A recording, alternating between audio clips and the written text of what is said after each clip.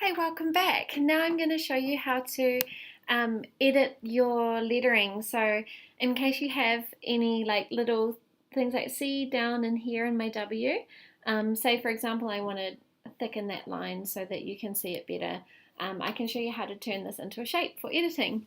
So first you're going to want to make sure you are on the selection tool, and then just draw a box around your lettering to select the whole thing, and then go to Object, Path, Outline Stroke.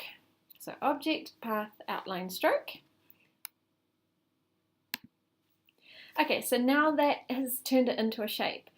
Now what we can do, we can turn each individual letter into its own shape for editing. So for example, you can see this winter is sort of all, I drew it all in one go, so it's all one word. So I can just, in the Pathfinder, I can unite that, and now it's turned into one shape for editing.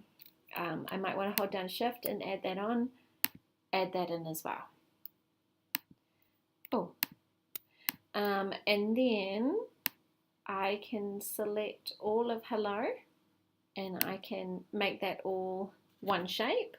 If I'll just go Command Z, I can do it another way. I can actually turn the H into one shape, and maybe ELL into another shape, and then the O is a shape by itself.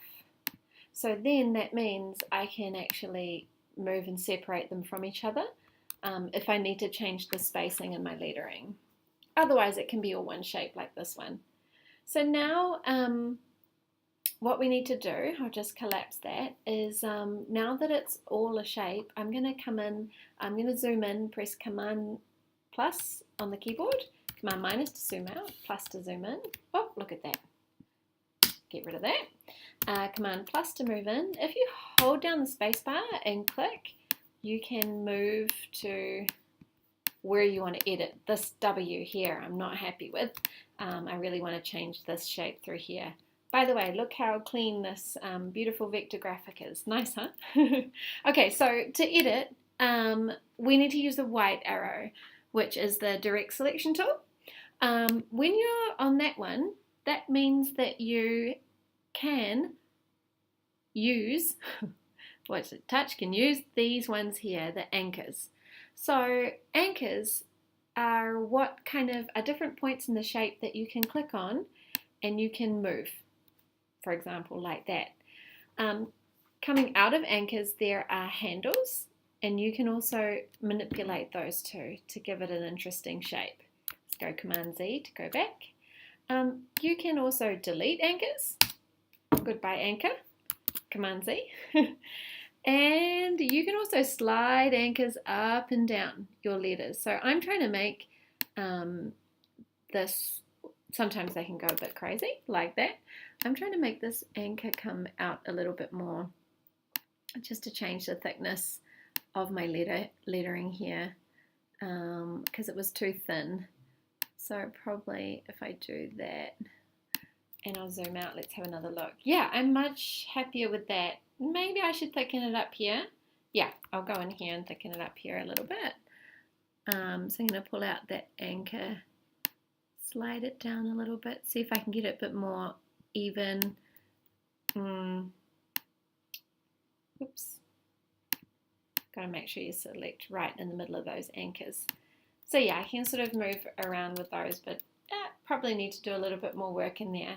But you get the general idea of how anchors work. So if there's anything that you're not happy with in your lettering, you can definitely adjust with the anchor points. And like for example, if I want to zoom in up here, hold down the space bar, move my cursor, Command plus to zoom in. I can grab the anchor and I can start, both of them actually, and I can start to pull it towards, maybe I don't like that gap there. Honestly, I do like the gap, but I just want to show you a different way, and like how you might like to change it. So I can go in, I can already, now that I'm looking closer, I can see like areas like this here is too thick that I'd like to pull in, that's not quite even. Maybe I want to cut this little, move the anchors around to get rid of that little lump. You can get pretty picky with your design, or you can say, hey, that is lovely, I'm very happy with it, it still has a very handmade element, and you can stop right there. But anyway, that is how you use, turn your lettering into a shape that you can then edit with the select and the direct selection tool by experimenting with the anchors and the handles. Thanks.